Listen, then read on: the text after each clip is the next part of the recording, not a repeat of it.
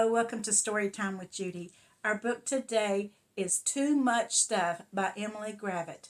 Well, two magpies are expecting some chicks, so they decide they need to build a nest. And they decide that they need some stuff in their nest for the chicks when they arrive. Well, they keep adding stuff and adding stuff till they have so much stuff in their nest. Let's see what happens. In a tree that was taller than all the rest, Meg and Ash were busy building a nest. They built it from mud and from grass and from sticks, and they dreamed that one day they would fill it with chicks. Then lastly, to keep it all cozy and clean, they lined the whole thing with an old magazine.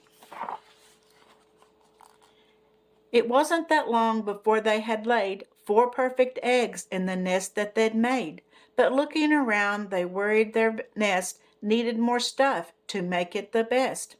And so while one of them stayed behind, the other flew off to go and find the extra things that they agreed their chicks were really going to need.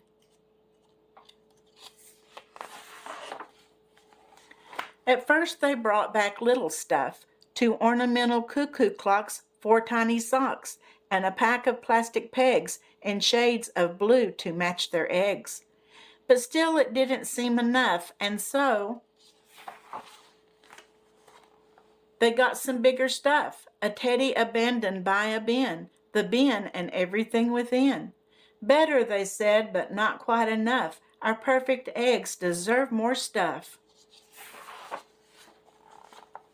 Meg got some lights for when it got dark. Ash got a stroller from a nearby park.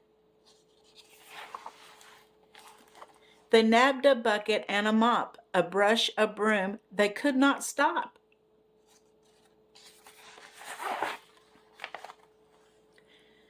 They wondered if each chick would like to one day learn how to ride a bike. And even though it took a while, the bikes got added to the pile.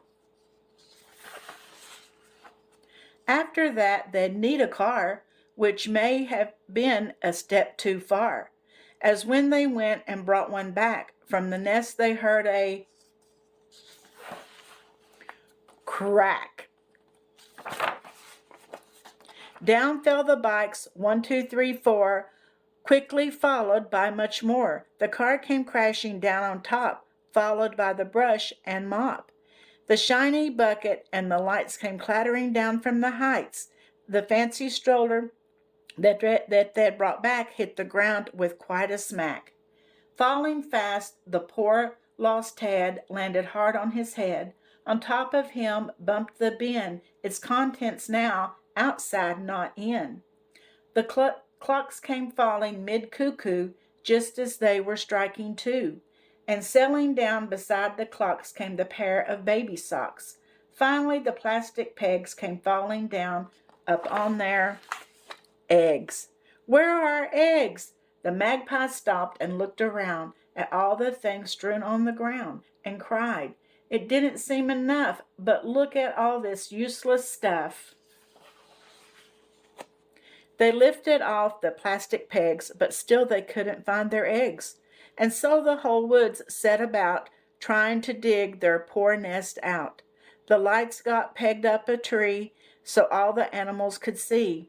The bikes got taken back and left at the scene of their theft. The teddy was given by the bugs to someone who would give him hugs. The cuckoo clocks made quite superb homes for all the smaller birds, and the socks made very nice cozy beds for baby mice. The squirrels took the stroller apart and used the bits to make a cart. The car became a fine fox den, big enough to hold all 10, and all the rubbish from the bin was swept back up and put back in. At last the magpies reached their nest, which was not looking at its best.